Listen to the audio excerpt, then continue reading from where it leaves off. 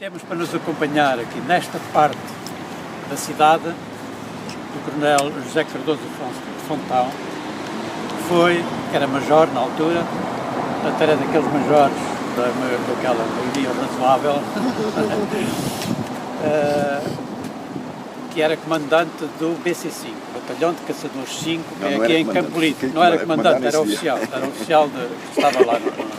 E era o nosso... Era comandante, diretor da instituição. Eu queria dizer que foste comandante da unidade do MFA que saiu nesse dia. Portanto, as missões, ele vai explicar as missões que tinha essa unidade, uma das quais era aqui a tomada do quartel-general. O quartel-general era um centro de comunicações, tal como era o regimento a Escola Prática de Transmissões, que já ouvimos falar, não é? Esse era um dos centros de comunicações em Lisboa.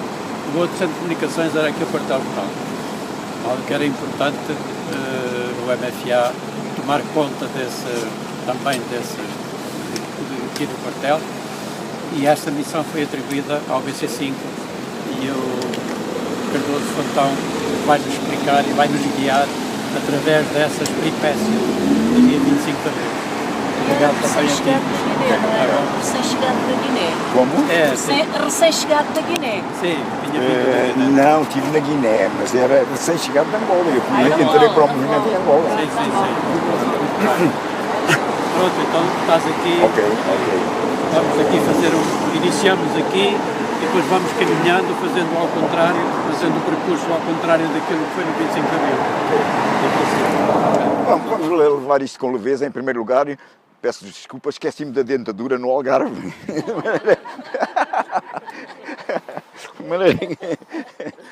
Não se riam se virem aqui os...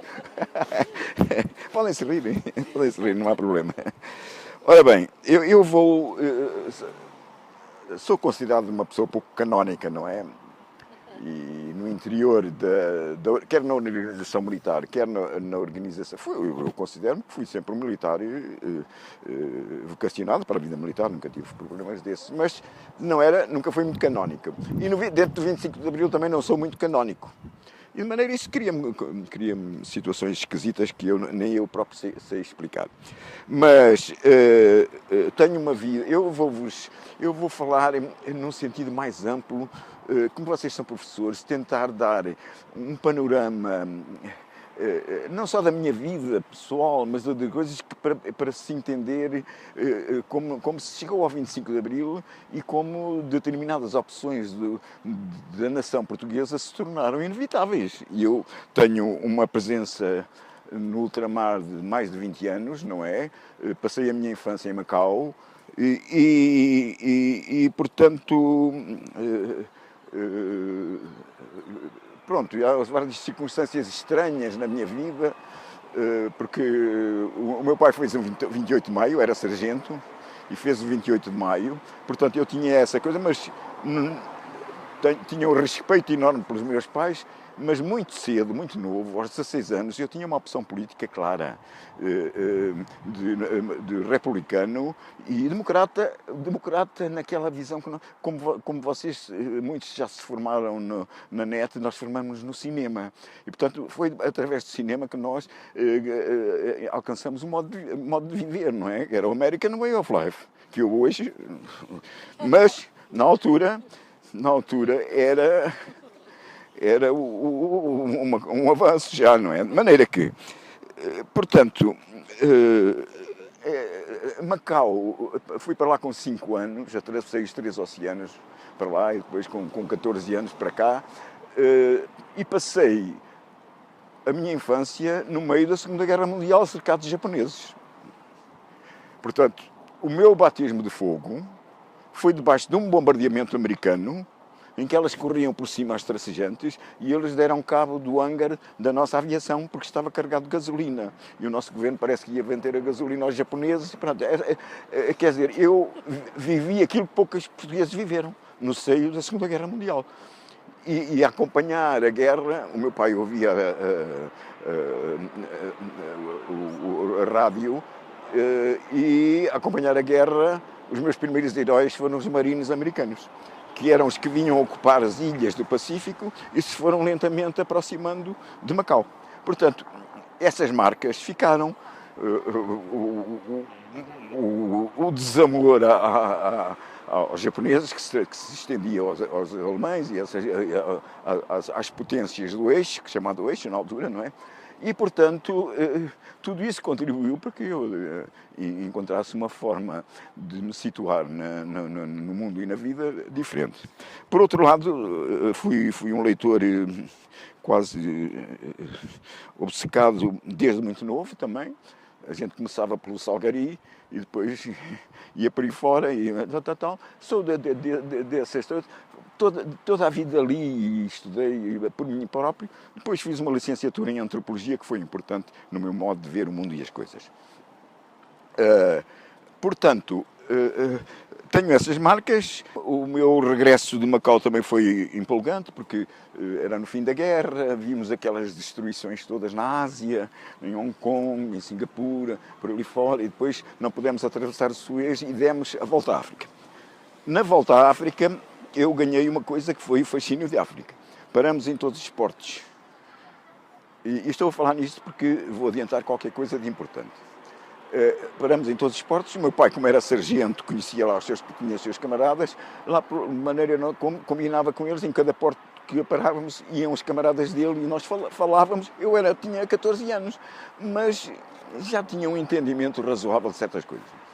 E todos as pessoas com quem o meu pai falava em África diziam mal de Salazar. Porquê? Por duas razões. Porque obrigava à carta de chamada, e estas coisas ficaram na minha memória, porque obrigava à carta de chamada e obrigava e não deixava Angola e Moçambique a se desenvolverem-se.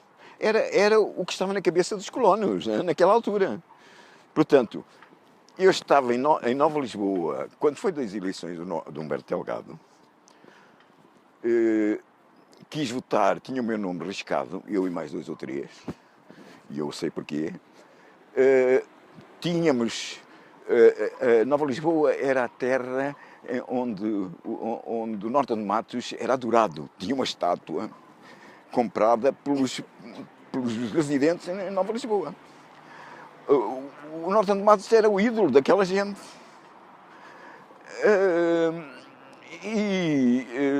Portanto, o regime deve ter tido uns cuidados especiais. Eu estava no Regimento de Infantaria de Nova Lisboa e apareceram lá um capitão miliciano, que eu nunca tinha visto um capitão miliciano, e um tenente miliciano, cada um com a sua família atrás. Aquilo era esquisito, com uma data de filhos e tal. Apareceram. Eu até fui nomeado para os ir receber ao Mala, como lá se chamava o comboio, fui receber. A esposa vinha dizer, mas a gente não precisava de vir para aqui. Consequência, esses 2 cavalheiros eram 2 altos funcionários da DGS que foram colocados no regimento de Nova Lisboa. Passados uns anos, numa outra comissão que eu fui a Angola, era o diretor da DGS em Luanda e o outro era inspetor da DGS. Eram 2 altos funcionários da DGS, mas isto traduz também uma coisa, os comprometimentes dentro do Exército com a PIDE, que são claras. Isto não se fazia sem uma intervenção dos dirigentes do Exército em função desta questão política. Portanto, eram os anos das eleições, o Humberto Delgado ganhou as eleições em todos os centros urbanos de Angola. Só não ganhou as eleições porque as papeladas dos chefes de posto das regiões rurais acabaram por dar a maioria ao candidato do governo. Mas ele ganhou em Nova Lisboa, em Luanda, em Sá da Bandeira, em Silva Porto não sei, mas nas grandes cidades ganhou. Portanto, este era o panorama. Por outro lado, eu tinha parentes em Angola, com quem falava, e todos eles tinham esse pensamento que o Salazar não obrigava a carta de chamada e era um chato, não deixava Angola desenvolver-se. Isso era verdade e eles comemoravam. Ora bem, dá-se a Revolução e eu ofereci-me uma ingenuidade, eu também sou um bocado ingênuo, ofereci-me, como tinha muitos anos de África, ofereci-me para colaborar na descolonização. Eles aproveitaram logo, falei ao hotel, o hotel fui ao Conselho de Revolução, fui logo nomeado para lá e comecei mas eu tinha pedido para isso ficar em função exclusivamente militar. Não aconteceu assim, que eu fui de casa já com rumores que me queriam fazer governador de Cabinda, e eu não queria. Cheguei lá, depois com a Rosa Coutinho, pronto, não vou entender a questão, insistiu comigo por razões que na altura se punham da exigência de um homem do movimento das Forças Armadas, um homem do 25 de Abril, sem qualquer dúvida, porque as tropas estavam todas meio insubordinadas, tinha havido já uma insubordinação em Cabinda, etc. e tal. Portanto, eu fui para governador de Cabinda, para vos dizer também, o panorama não se alterou e um domingo acordei de manhã com uma notícia da Guarda Fiscal que o batalhão do Dins se ia revoltar e prender os oficiais. Eu meti-me no carro e fui direito lá. Cheguei lá, estava tudo calmo, não havia nada. Veio o comandante, veio aquela coisa e tal, e perguntei ao comandante, então, o que é que se passa? Não se passa nada, não se passa nada, não se passa nada. Mandei formar o batalhão. Fiz de saber que é uma questão essencial, que vos vou pôr e vou já adiantar alguma coisa, que era a da segurança das fronteiras de Cabinda, que era uma coisa essencial. Porque nós sabíamos todos que o Mobutu queria invadir Cabinda. Portanto, era conhecida a intenção de Mobutu invadir Cabinda. Já tinha havido situações de ameaça e, naquela altura, de facto, também constava muito ao nível das informações. Portanto, eu chamei a atenção dos militares, dos soldados, para essa circunstância, que aquelas fronteiras que tinham que ser e não podíamos estar aqui com situações esquisitas a facilitar a vida ao Mobutu. Pois, um mês depois disto, dá-se exatamente aquilo que me tinha sido anunciado para um mês antes. O batalhão revolta-se mesmo, prende os oficiais, prende os sargentos, ou melhor, os oficiais, eles só prenderam o comandante e o segundo comandante, queriam trazer mas os oficiais e os sargentos solidarizaram-se todos com o comandante. Foi uma espécie de revolta na Bounty, quem viu o filme, e portanto tudo o que era de conscrição se revoltou. Os que eram do quadro acompanharam. Pronto, eu vim com uma criança nos braços sem saber o que eu havia de fazer. É mesmo assim, eu fiquei apardalado, não tinha solução. De maneira que, entretanto, de Luanda montaram logo uma operação com aviões, prontos a bombardear o Dinge. Eu não pedi nada daquilo, não tive outro remédio senão comandar, que é uma tristeza para mim, comandar uma operação de cerco e desarmamento de um batalhão das nossas tropas. Eu tive que fazer isso em Cabinda. Portanto, custou-me imenso, não é? E até hoje, não sei o que foi feito dessa gente, e como é que... Mas... ficou Cabinda desarmada. Qual foi a sorte de Cabinda? É que, entretanto, apareceu lá uma delegação, isto para adiantar, porque são dados que vocês um dia, nas vossas estudos e nas vossas podem ter em conta. Apareceu lá uma delegação do Congresso dos Estados Unidos, que foi a Luanda e depois quis ir a Cabinda. E eu tive essa delegação na minha frente, de vários, já não me lembro se eram 7, se eram 8, membros do Congresso dos Estados Unidos, dirigidos por um afro-americano, Mr. Diggs, dirigidos por um afro-americano,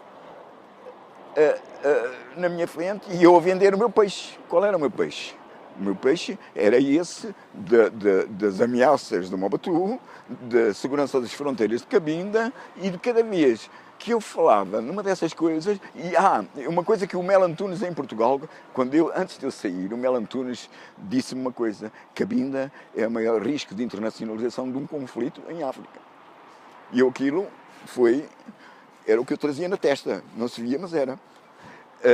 E de facto, de cada vez que eu falava nesse risco, os congressistas faziam todos assim com a cabeça. E eu estou satisfeito em insistir no tema, não é? Insisti no tema, levei vários assentimentos e eles todos abanavam com a cabeça. Resultado. Ora bem, como é que os movimentos já estavam a entrar em Cabinda como entraram em Luanda? Tinha uma sede e depois, a propósito da manutenção da segurança das sedes, metiam os militares, assim se fez aquela guerra em Luanda, terrível, e em Cabinda estavam-se a preparar para o mesmo. É claro que o MPLA em Cabinda tinha uma força muito grande, mas, e então, eles estavam-se a preparar para o mesmo, e Mobutu ia invadir, mas ainda pronto. E que nessa altura ainda não tinham, portanto, feito a tal ocupação diferente. As ameaças eram exteriores. E a partir de 3 semanas depois da declaração do Congresso dos Estados Unidos sair, as informações mudaram radicalmente. Deixou de haver informações de intenção do Mobutu, e ele meteu então soldados, o Mobutu meteu os seus soldados como na delegação da FNLA, vestidos de soldados da FNLA. Telefonava-se para a sede e pretendiam ir para falar em francês. Pronto. Estas coisas foram muito importantes e devem ser tidas em conta na descolonização. Vocês podem ver como foi difícil a descolonização, e nós às vezes somos acusados disto e daquilo. Nós fui metidos com o rabinho a assar, não é? E tivemos que nos desenvencilhar em todos os lados. Bom, isto são coisas que alastram da questão do 25 de Abril, já são do pós-25 de Abril, mas eu acho importante chamar a atenção para isso. Eu estava em Luanda em 1973, quando se começou a falar a sério do movimento de capitães. E eu já tinha tomado a decisão muito antes de qualquer coisa que aparecesse com pés para andar, de agarrar. Porque já tinha a minha própria posição, por questões culturais e por todas as outras, que algumas já aflorei aqui, e portanto eu fui ter com os capitães. Eles ficaram logo, foram logo, entrei logo, não é? Fui logo a seguir a uma reunião num hotel de Luanda. Não sei se era o Tivoli, parece-me que era o Tivoli. Bem, fizemos a reunião e imensa gente, portanto, o movimento de capitães em Angola teve mais gente do que... Porque era em Angola que estava mais gente, não era em Portugal. Capitães, o maior número de capitães que havia era em Angola, não era em Portugal, nem em Moçambique, nem em lado nenhum. Portanto, o movimento de capitães em Luanda teve muita importância. E foi dirigida principalmente 4 ou 5 capitães, um deles é muito conhecido, que é o Luís Vilas Boas, mas um já morreu, que era foi morto a tiro na Guarda Republicana, cá. Não, um que foi morto a tiro na Guarda Republicana. O Tomás, não era Tomás? Tomás, era o Sousa Guedes, era o Gil, eram 5 capitães que eram os mentores daquela... Portanto, eu entrei e fui à reunião e eles todos satisfeitos por terem já oficiais, os ditos superiores, só éramos superiores. De maneira que... e eu consegui levar o meu comandante. O meu comandante era um tenente-coronel de cavalaria, muito curioso, porque ele era dado à pintura e as coisas. Não tinha nada a ver com o militar clássico. De maneira, ele não queria nada com a guerra. Eu era o segundo comandante. Quando as companhias saíam, eu que ia lá e tal. Mas eu era muito amigo dele, era uma joia de criatura. O Machadinho, como a gente lhe chamava. Machadinho. E eu levei o Machadinho, que era tenente-coronel, o primeiro tenente-coronel que entrou no movimento de capitães em Luanda. Portanto, e foi assim que, pronto, essas coisas têm a sua curiosidade. Depois, entretanto, eu em Luanda ainda elaborei um documento político. Escrevi já um destes termos que a tentar dar uma índole diferente, porque as coisas na altura ainda corriam no campo profissional, dos decretos, e não se saía daquilo. Eu resolvi fazer um documento em que, falando do interesse nacional, de maneira que nesse documento o que é que eu fazia apelo a que os interesses nacionais fossem defendidos num quadro de legitimidade democrática. Era, no fundo, o documento era feito para isso. Os capitães assustaram-se e meteram o documento na gaveta naquela altura, porque eles fugiam ainda, embora muitos já tivessem ideia política na cabeça, mas ainda não queriam, portanto meteram aquilo na gaveta e ficou na gaveta. Quem tem esse documento, eu também não tenho, tem o Luís Vilas Boas, diz que eu tenho os documentos dele no banco, não sei o quê. E então, mas eu acompanhei o movimento lá e fiquei entusiasmado porque aquela malta estava a aderir e estava a caminhar. Eu via que eles estavam a fazer o caminho necessário, não é? E fizeram, e rapidamente. Ora bem, depois, eu, entretanto, estava a acabar a minha comissão, vim para Portugal. E cá entrei também no movimento, não é? Fui colocado no BC5. O BC5 é uma coisa estranha na minha vida. Fui lá calhar mais uma vez, já lá tinha estado uma vez como capitão, a comandar uma companhia, na primeira vez que vim fui de Angola, e agora voltei a ser colocado no BC5. O que é o BC5? Batalhão de Caçadores 5, que é aqui em Campo Lide, que é ali em Campo Lide, na direção, na descida, onde estão as torres, que agora é a Universidade Nova, não é? Agora já não é, agora já é outra qualquer. É Batalhão de Caçadores 5. O meu pai, quando veio com o Gomes da Costa, do Minho, para Lisboa, veio parar ao BC5. Portanto, meu pai fez o 28 de maio, depois foi para o BC5, e o BC5 entrou naquilo que quem se conhece a história desse tempo, sabe que houve aqui uma revolta no Rato, em que os marinheiros estavam do lado da República, e o Caçador 5 foi uma das unidades que foi... Meu pai diz que aquilo era um tiroteio, uma coisa... Pronto, mas o Salazar ganhou, e ali se ganhou o 28 de maio. Portanto, o BC5 teve um papel muito importante e foi sempre considerado a unidade de confiança do regime. Porquê? Porque os comandantes eram escolhidos pelo regime, os comandantes e segundos comandantes eram escolhidos pelo regime, e porque tinha lá um quartinho reservado para a Sua Excelência o Presidente do Conselho. Havia lá sempre que era o Sargento Vasconcelos, o Sargento Vasconcelos era um homem já muito velho, tio do Melo Antunes, mas reaça que eu sei lá. E o meu pai, ele queria que o meu pai lá fosse vê-lo. E o meu pai dizia assim, o meu pai que era, mais tarde tornou-se até bastante reacionário, é um desgosto meu, mas eu tenho um respeito enorme pelo meu pai e pela minha mãe, que eram duas pessoas, não podiam ser melhores como pais. Mas o meu pai dizia-me, olha que esse tipo, ele não gostava de PIDs e dessas coisas, isso eu nunca gostou. E disse, olha que esse tipo era da PID militar, porque o Santos Costa em determinada altura quis introduzir uma polícia política, introduziu, tinha agentes espalhados pelos quartéis. E, portanto, esse homem era, mas o Sargento Vasconcelos era um faz-tudo, tratava disto, tratava daquilo, os comandantes utilizavam muito. E agora, quando fui com uma repórter que me veio entrevistar e quis fazer a entrevista no Batalhão de Caçadores 5, elas disseram-me assim, sabe que ali as mulheres da limpeza dizem que aparece aí a alma do Sargento Vasconcelos.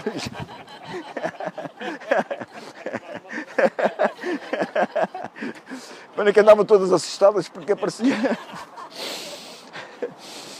coisas do Arco da Velha. Ora bem, mas eu devo ao BC5 uma coisa que a minha mãe, eu sou minhoto dos 4 costados, por parte dos pais, dos avós, ambos os meus pais eram minhotos, mas de terra diferente. O meu pai era do lado de Barcelos e a minha mãe era natural de Vieira de Minho, onde eu também nasci por cima da corte das vacas. Como se nascia lá antigamente, por cima da corte das vacas. Apanhava-se aquele pozinho todo. Não, era sabem porque é que era por cima da corte das vacas? É? Sim, principalmente o calor. Porque, de facto, aquilo tinha embaixo tábuas com frestas e da corte vinha não só o calor do gado, mas o calor das fermentações, porque estava a ser, portanto, aquilo era o quarto mais quente da casa. Por isso, era o quarto onde as parturientes... Sim, sim, era um aquecimento central.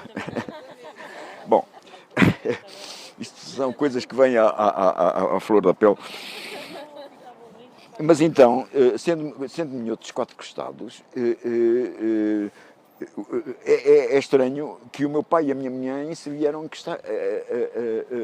conhecer aqui graças ao 28 de maio. O meu pai vem com 28 de maio de Barcelos, vem com 28 de maio, vai para BC5 e a minha mãe estava num colégio de uma prima dela e madrinha que tinha um colégio onde hoje é a Polícia Municipal, aqueles colégios antigos. Ela veio com umas massas do Brasil, toda a minha família andou para o Brasil, há dramas na minha família. Por exemplo, eu tive 2 tios, o meu avô mandou dois tios meus para o Brasil, que era a tradição, tinha 7 filhos, a minha avó morreu ao oitavo parto, morreu ao oitavo parto. Mas era costume mandar 2 filhos para o Brasil, ou 3, ou 1, pelo menos, e tal, para aliviar as despesas. Ora bem, um foi morto a tiro e o outro apareceu cá louco. Eu ainda conheci o louco, que não fazia mal a ninguém, mas só trabalhava, é como eu, ontem à tarde ainda estava a esta hora com uma picareta a trabalhar na terra, não é? A pôr 2 árvores tenho esta idade, eu tenho 84 anos, não sei já, mas ainda tenho essa maluqueira, não é? Ora bem...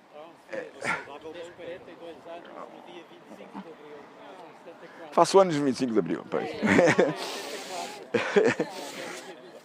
E então, portanto, eram as coisas do tempo, não é? Então ela estava num colégio de meninas prendadas que aprendiam a falar francês e a tocar piano, não é? Era desse género. E conheceu o meu pai, que era dizem as vozes do tempo, que era um senhor galã. E então, pronto, conheceram-se, casaram, portanto, eu devo a minha existência ao 28 de maio, senão não existia.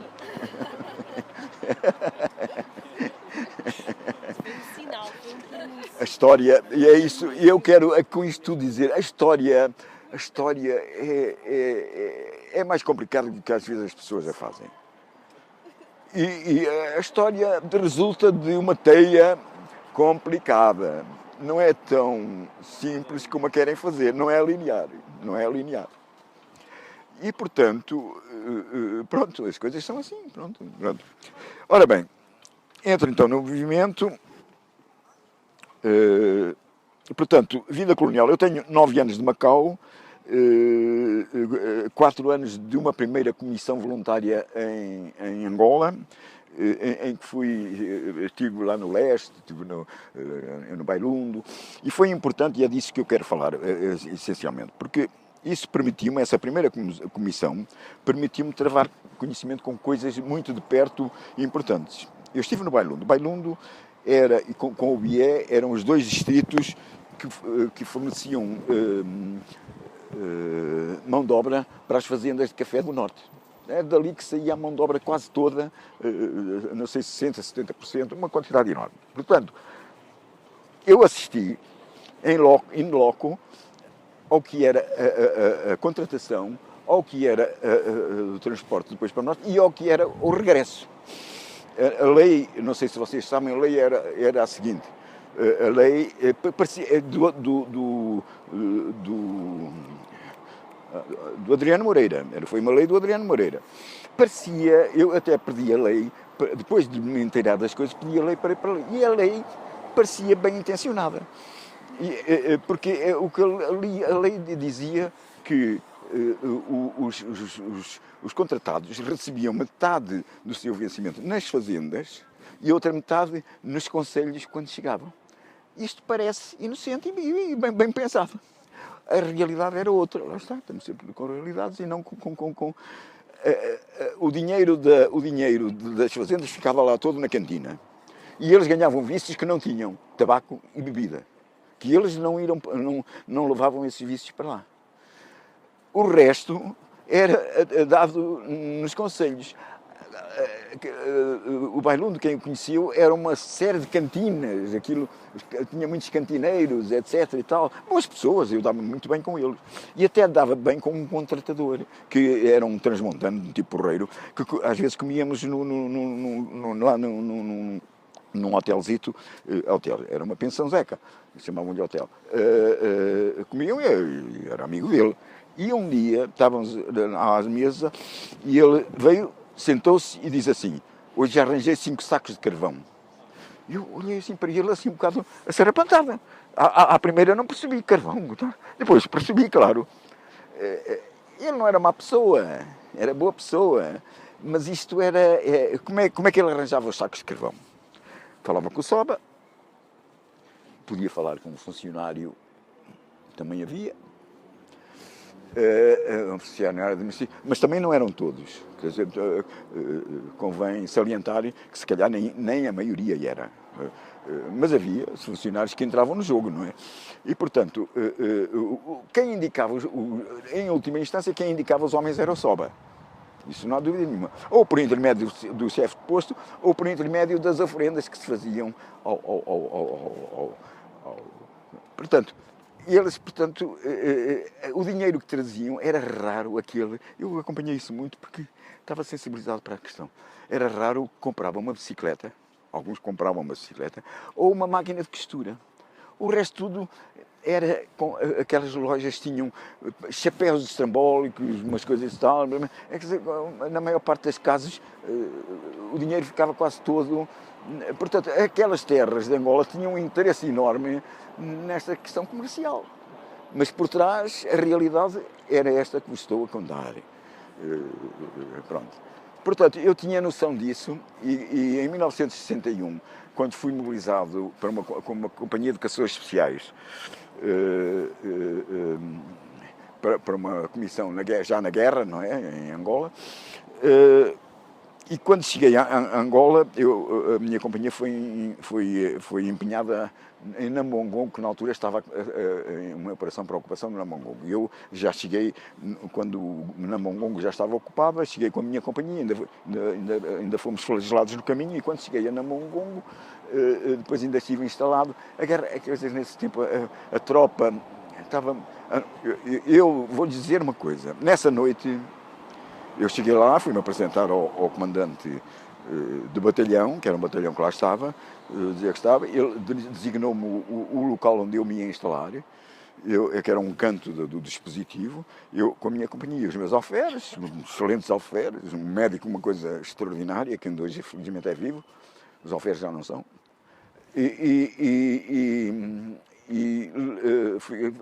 reuni-me com eles, mandei-os instalar, controlar o fogo, ninguém fazia, porque eu estava a ouvir tiros por todo lado, estava a chegar e estava a ouvir tiros por todo lado, não sabia o que é que se estava a passar.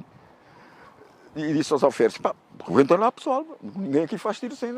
E assim foi, a minha companhia não fez um tiro naquela noite. Mas durante todo... e eu depois peguei no Jacinto, que era um oficial do quadro, que estava lá, e fomos os dois dar uma volta. E o que é que eu estou a querer dizer? A tropa inicial não tinha preparação para a guerra. Não estavam preparados para a guerra. Para a guerra deste tipo. Era para a guerra convencional. Eu ainda estive em 1955, 56 em Nova Lisboa. Nós tínhamos Leonfields, que eram armas da Primeira Guerra Mundial. Lewis, que era uma metralhadora com arrefecimento por água. E coisas assim. Nós andámos sempre por África com coisas inacreditáveis que só quem as viveu. As pessoas não sabem disso e as próprias pessoas que estavam em Angola às vezes não sabem. Mas muitos passaram por lá pela tropa. E, portanto, nós sempre fomos uns pobrezinhos armados em ricos, que nunca fomos. E de maneira que essa companhia começou aos tiros até de madrugada. E quando a minha companhia nessa noite não deu um tiro, porque era uma tropa que já estava preparada convenientemente para uma guerra daquele tipo. Esse foi um problema também da guerra no ultramar. Continuando, eu estou-me a desviar muito do tema, o Aniceto Afonso já deve estar, mas vou entrar em velocidade. Portanto, A politização do movimento começa mais, portanto, já numa fase mais adiantada, e eu quando venho para Portugal houve uma reunião onde estiveram os paraquedistas, como é, a reunião em Cascais. Fui à reunião de Cascais, começo a ouvir as intervenções dos paraquedistas e começo não sei o quê, eu aqui não estou a fazer nada. E vim-me embora. Não, eu com estes tipos não vou a lado nenhum. Eram os problemas que se levantavam sem, não é? De maneira que a politização também foi muito difícil. Os capitães não estavam politizados. Não vou dizer que eles estavam politizados. Felizmente não estavam politizados. Mas politizaram-se com a velocidade necessária para chegarem ao 25 de Abril com a decisão tomada e sem espinhas, não é? Portanto, acompanhei isso como mais velho, como mais... Pronto, essas coisas todas. Ora bem... Mas tinha a percepção que as coisas estavam debilmente articuladas ou não? Funcionou, mas estava debilmente articulado? Sim e não. Não, porque eles articularam-se, por exemplo, como é que o pessoal do BC5, o pessoal do movimento em Luanda contactava. Tinham já uma organização, mandavam nos aviões, tinham aquilo organizado, quer dizer, como militares que eram, a gente gosta de organização, não é? E, portanto, isso eles tinham organizado. Arranjaram modos de fazer chegar as mensagens, recebiam de cá para lá e de lá para cá, e etc. Portanto, mantinham-se informados, etc. Não, começou a haver uma organização bastante razoável. A politização, como sabem, chegou ao fim. Havia alguns que ainda não estavam e que até saíram pela janela, não é? Uma coisa que não vou perder essa oportunidade, que é falar-vos da antropologia e da visão que eu tenho uma concepção do mundo e da vida e uma filosofia da vida republicana e democrata, sou epicurista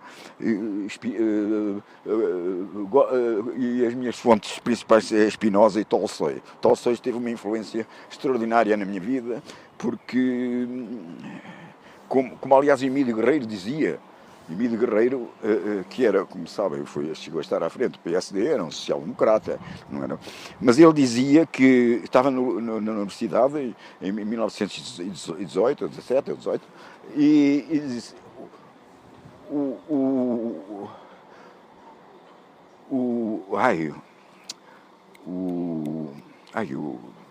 a revolta russa, como é 1917, a revolta de 1917 foi como um sol que se levantou no Oriente, para a minha geração. Dizia o Emílio Guerreiro, que é insuspeito.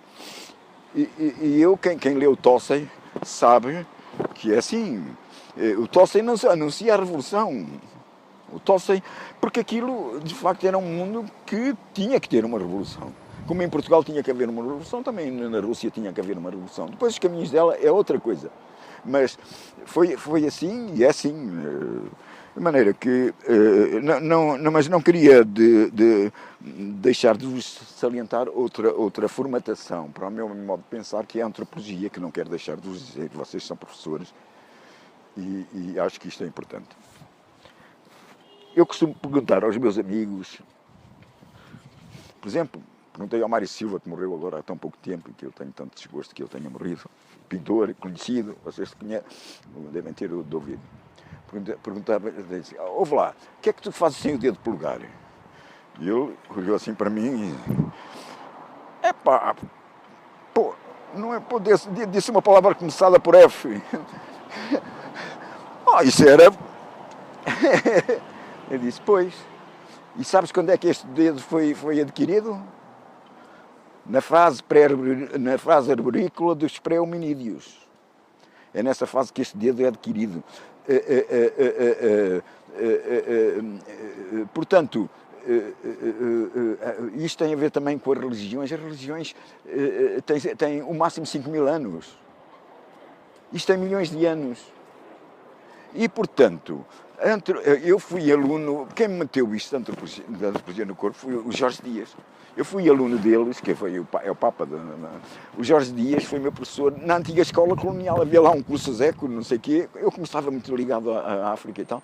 Fui matricular-me nesse curso que não cheguei a acabar, mas tive o Jorge Dias como professor e ele é que me meteu isto de antropologia na cabeça. E de facto, a antropologia dá-nos uma visão tão funda nos tempos, que nós temos que pensar se não estamos agarrados a circunstâncias efêmeras, não é? Efêmeras. Portanto, de facto, a nossa civilização é a civilização do dedo polegar. Sem dedo polegar não havia civilização. É esta civilização, havia uma outra qualquer. E, portanto, isto por um lado é épico, mas por outro lado é modesto. É a modéstia em absoluto. Porque as vaidades dos intelectuais, às vezes, nem querem ouvir falar disto. Muitos. Nem querem ouvir falar disto. Pronto.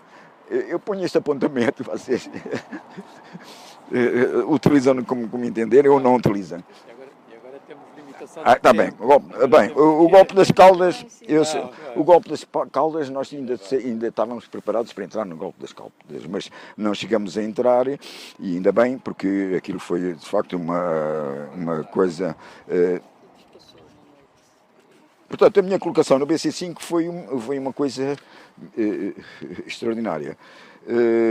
Quanto ao 25 de Abril, a preparação, eu não conheço a ordem de operações. É uma coisa que, para um militar, ainda hoje não conheço a ordem de operações. Dizem que há, mas eu ainda não conheço. Mas conheço a diretiva, o que mandavam foi a chamada diretiva. Não é, quem é militar sabe. Ora, a ordem de operações atribuía-me 2 objetivos. Quem sabe coisas da ordem de operações sabe que um objetivo é da responsabilidade da unidade que o recebe como. Portanto, tudo que diga respeito à segurança do objetivo e da coisa é do comandante que recebe a ordem de operações e a diretiva. Ora, depois do 25 de Abril levantaram-se problemas, que se tinha as autoridades para. Os 2 objetivos do Batalhão de Conselheiros 5 foram, de facto, o Quartel-General e os estúdios do Rádio Clube Português. Mas note-se que os estúdios do Rádio Clube Português não serviam para nada. Eu, na minha boa fé, estava convencido que aquilo era muito importante, não é? Mas um funcionário da RTP é que nesse próprio dia, não sei se foi não, no dia, sim, no próprio dia 25, quando andávamos aos papéis e tal, mas as antenas estão seguras, porque não se sabia bem se as antenas estão seguras, pronto. E ele é que nos disse. E ele é que nos disse assim, sabe, bem, essas coisas todas podiam ser resolvidas com um carro, daqueles carros que nós temos lá, que fazem emissão, claro que precisavam da antena na mesma, não é? Que fazem emissão portanto, os estúdios do Rádio Clube Português não eram tão importantes como isso, não, eram muito pouco importantes, porque a emissão podia ter sido feita a partir de um carro qualquer, que até com mais mobilidade e mais operacionalidade para o fim em questão. Portanto, foram os objetivos. Os blindados que saíram ao encontro do Salgueiro Maia, sabem o que é que vinham fazer? Não sabem? Hã? Porque é que eles saíram do regimento de cavalaria Não, vinham ocupar o quartel-general. Com o segundo comandante do quartel-general, que era o tipo lá do Algarve, que era o que mandou disparar contra o Salgueiro Maia. Ele apanhou o Salgueiro Maia por caminho, por acaso, porque ele o que vinha era ocupar o quartel-general. E porquê? Porque o quartel-general era o centro principal de comunicações, não só apenas para a região de Lisboa, mas para o país. E, portanto, mais importante que este, só o centro, o regimento de comunicações, na Pontinha. Portanto, este era um local de comando importantíssimo. Portanto, é por isso que, na madrugada, o Ministro do Exército estava a falar ao telefone e a dizer que tudo estava sossegado, já nós estávamos a ocupar o quartel-general. E ele ainda não tinha informação, porque isto estava entregue a um aspirante miliciano, que é uma coisa esquisita que nunca foi esclarecido. só havia o aspirante da guarda. Não havia mais nenhum oficial cá dentro.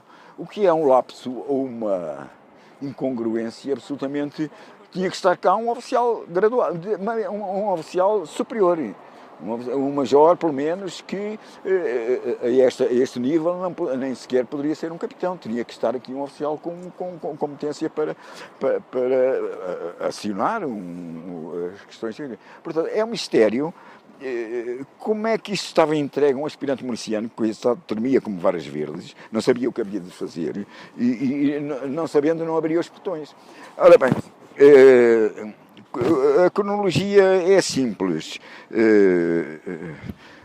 Portanto, os blindados vinham para o quartel-general, nós tivemos essa notícia. O que é que nós fizemos? Portanto, o que é que nós fizemos aqui? Fizemos uma operação de cerco, primeiro, e depois tentámos a ocupação, como fizemos no Rádio Clube Português.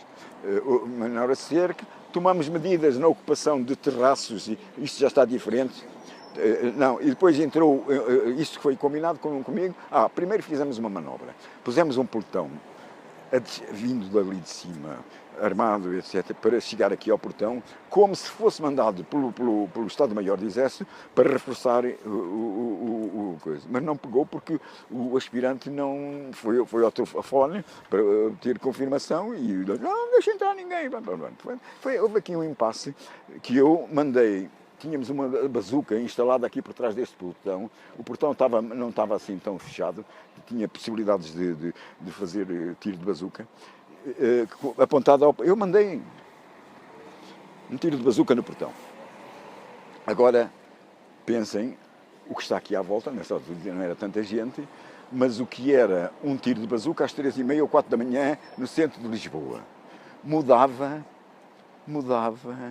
o ambiente. Não chegou a ser preciso porque, entretanto, conseguimos que alguém de dentro abrisse o portão e nós entramos, estávamos daqui deste lado e entramos de roldão ali, pronto, não houve tiros, não houve nada, pronto. Ora bem,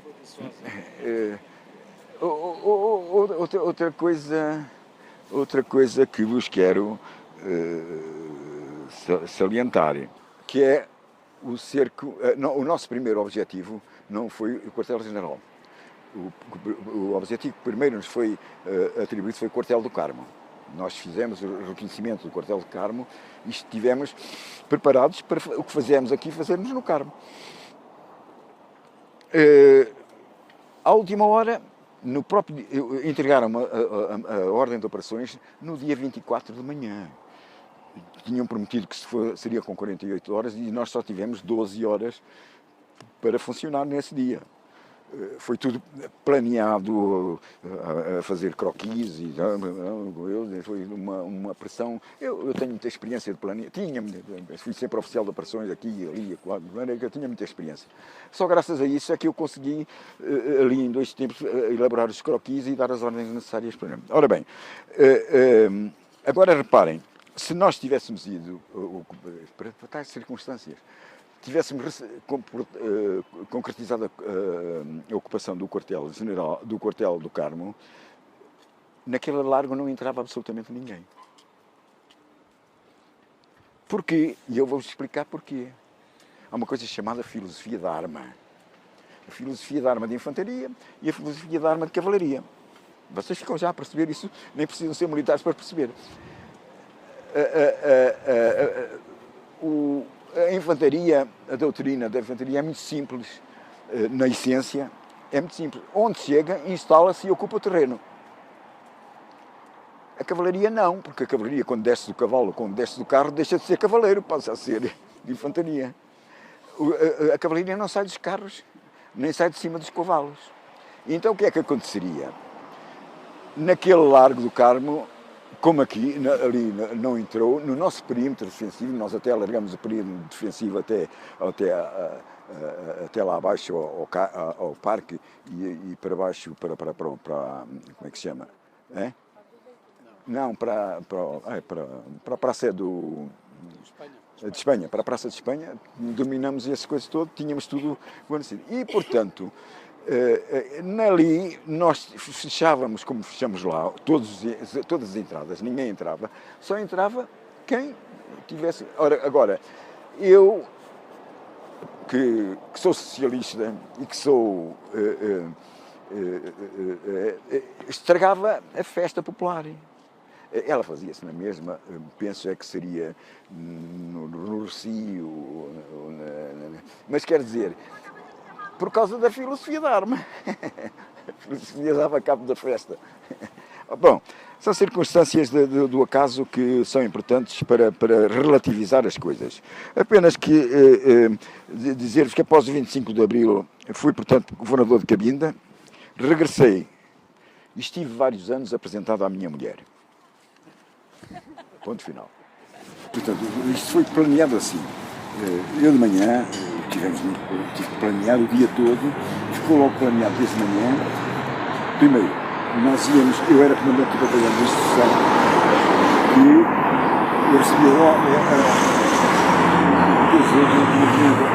amanhã cedo, às 8 ou 9 horas, e ia formar o batalhão de instrução logo a seguir, e eu queria duas das companhias que eu formava eram as companhias que eu de saúde. E então, resolvemos.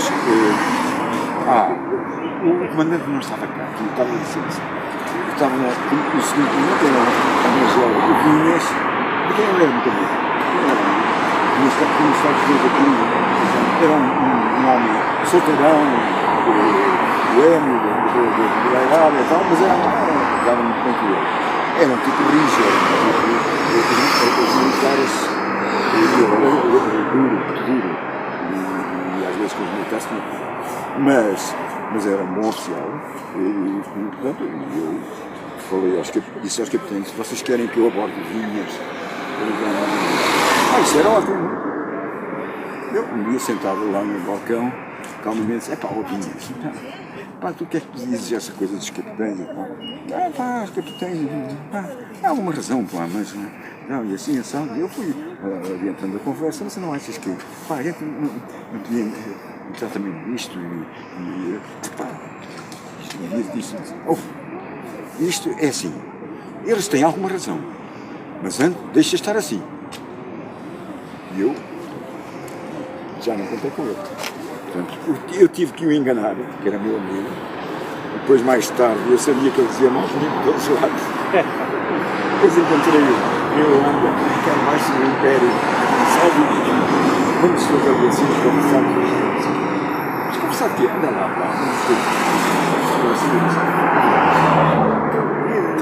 eu abordei-te no meu. Tu não quiseste, achas que eu ia trair os capitães? E eu, compreendei, ficamos amigos. Eu conheço duas pessoas na vida militar que morreram estranhamente. Um capitão de cavalaria que foi comido pelo Spínola em África, quando o Spínola foi comandante do batalhão. Ele achou que a companhia estava esgotada, etc. Foi reclamar, recebeu uma missão, o Spínola considerou. Não ouviu, puniu como punição, o género de ação não dizia que ele era cobarde, mas dava a entender, foi por partir dele. E o Clara Pinto, que assim se chamava, que era dessa empresa dos Claras, era uma jovem criatura. O Clara Pinto teve um desgosto,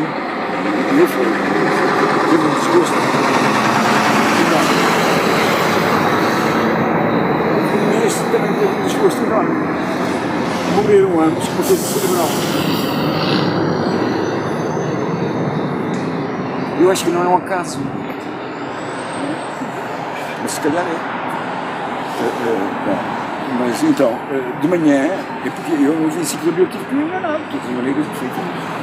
E de manhã, portanto, fui ao gabinete dele e disse: Vinhas, que era o comandante do disse: Vinhas, nós vamos formar o batalhão de instrução, que era assim que se chamava o batalhão de instrução, para estar aí à porta do 1º de maio, não vá para a beira, porque este batalhão teve sempre duas companhias de ordem pública, as duas companhias que eu chamo de instrução, eram duas companhias de ordem pública. O que é que isso significa? Se houvesse desordens na rua, e as forças policiais nunca tivessem, entravam às vezes também nas ordens públicas como unidades do norte.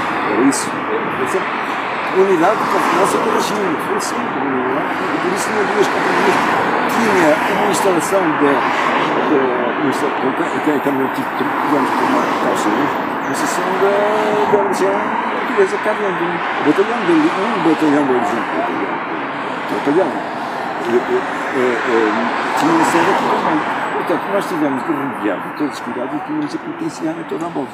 De maneira que, o que é que fizemos? Fizemos tudo mais, fingimos que estava tudo a decorrer normalmente, e o que é que eu penso?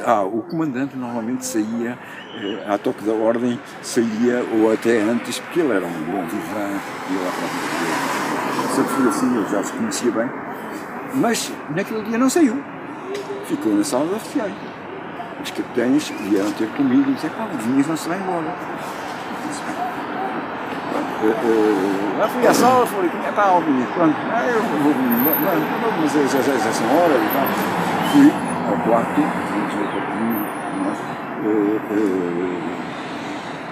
desfardei-me e preparei-me. Entretanto, estava em contato com o capitão. O Vinhas já saiu. E ele não saía. Estava a ver um jogo de futebol. Só ver a loucura que eu estava a ver um jogo de futebol. Mas eu não costumava fazer isso. De maneira que eu disse ao capitão,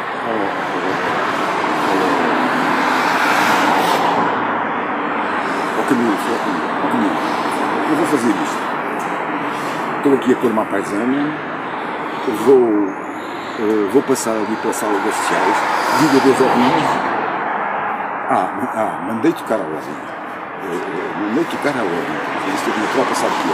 Então, tocar a ordem quer dizer, as pessoas que não têm obrigações de ficar no quartel podem sair à vontade, os militares que dormem fora saem também. Quer dizer, ao tocar a ordem, eu arrisquei uma coisa, foi perder efetivos. Perdi efetivos. Mas pronto, são tais jogadas que se faz a última hora. Portanto, mandei tocar a ordem, que era para o Vinhas sair, não é? Mas ele mesmo assim não saía. De maneira que eu pus uma paisana, cheguei à sala de oficiais. Combinei com o capitão, com o Camilo ou com o Bispo Beatriz, não sei. Disse, olha, eu vou sair, chego lá acima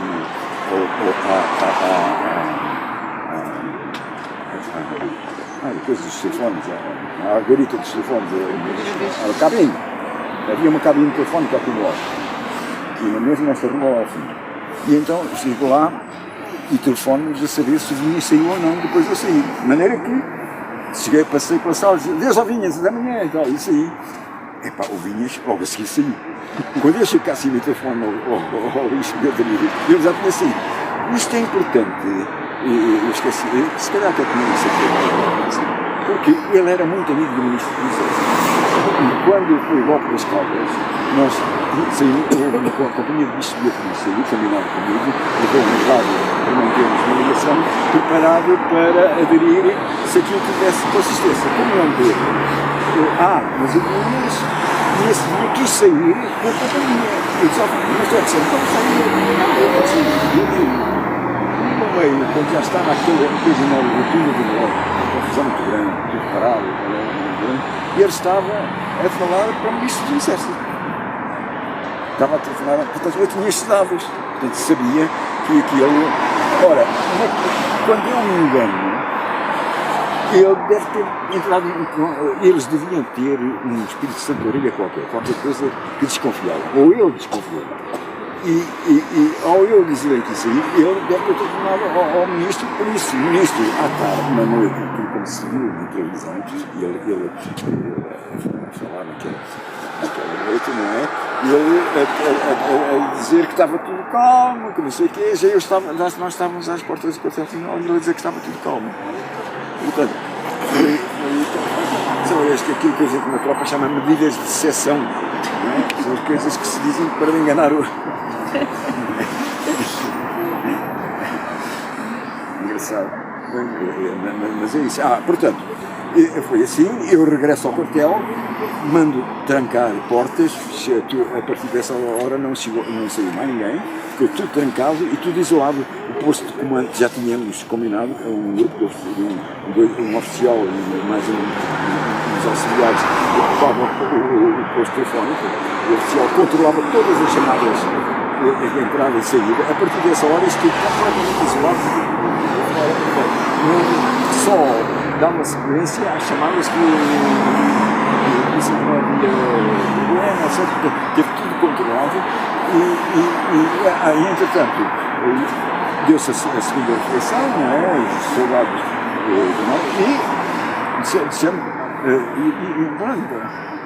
e eles fizeram a sua vida normal. Foram para a caserna e estavam a dormir.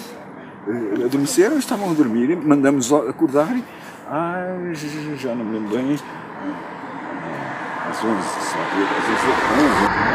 vamos acordar. Portanto, isto funcionou tudo como se não houvesse nada.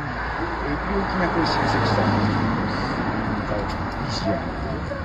Não só no vaso, mas com certeza que tinha as suas e, portanto, ao ver isto tudo, depois de telefonar ao polícia, está tudo tranquilo, afinal, nós estamos no lá, tudo isso que essa noite está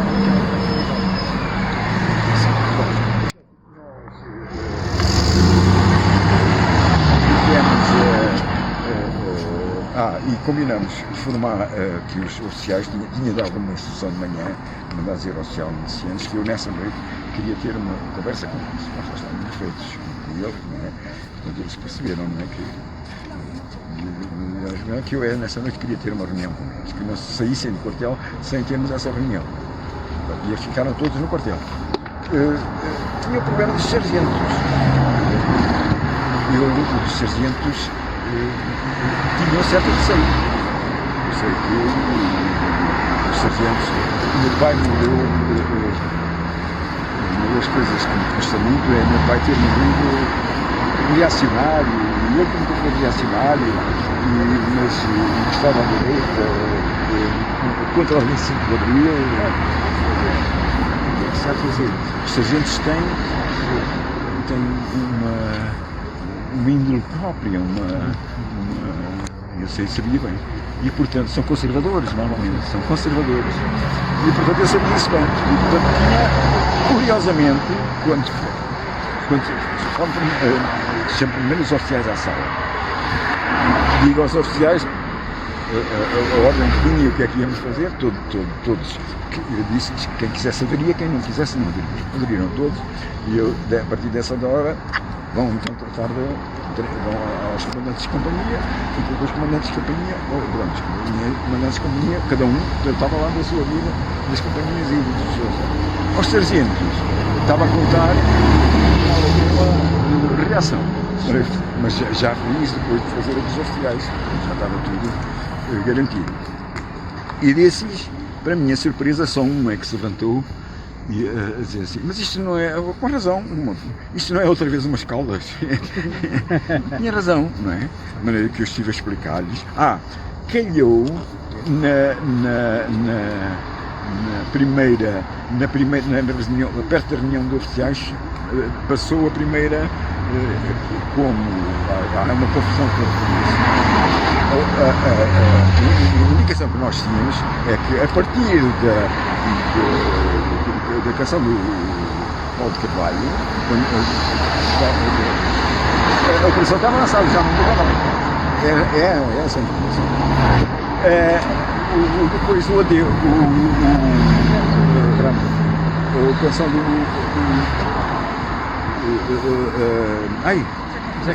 Zeca Afonso, a canção do Zeca Afonso era uma confirmação que estava tudo a correr bem, não havia novidades.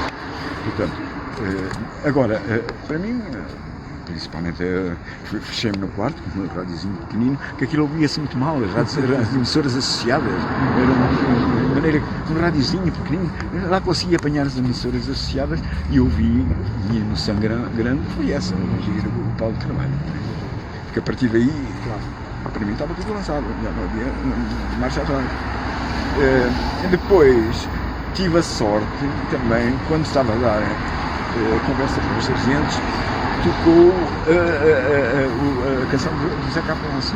E eu tinha-lhes dito, isto está tudo bem, vocês vão ver que, assim disse, olha, já tocou, não, agora vai tocar, ora, tocou, e aquilo também ajudou a mobilizar, não é? Quer dizer, nenhum recusou também, aderiram todos.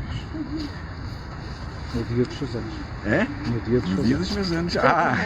E havia o Sargento Albuquerque, eu já estou ali a dizer Sargento Albuquerque e que as mulheres da limpeza viam lá uma vez. O Sargento Albuquerque, que vinha muito falar comigo e dizia: traga cá o seu paizinho, traga cá o seu paizinho. E eu disse: oh pai, eu sou o Sargento, mas o meu pai nunca veio, não sei porquê. Eu sei porquê. E eu, o Sargento Albuquerque pertencia à tal polícia política do Santos Costa. Ele é que me disse isso.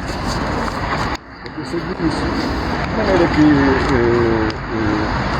E ele ainda com uma garrafa de Porto, Salgueiro, ter comigo a dizer que já estava tudo lançado, mas estava numa pausa a aguardar a hora. E ele veio ter comigo com uma garrafinha de vinho Porto a beber. À minha saúde, sabia que eu fazia anos, e ele fazia anos de que tinha entrado para a tropa, tinha entrado, qualquer coisa assim, tinha sido promovido, qualquer coisa. Então bebemos os dois um copo.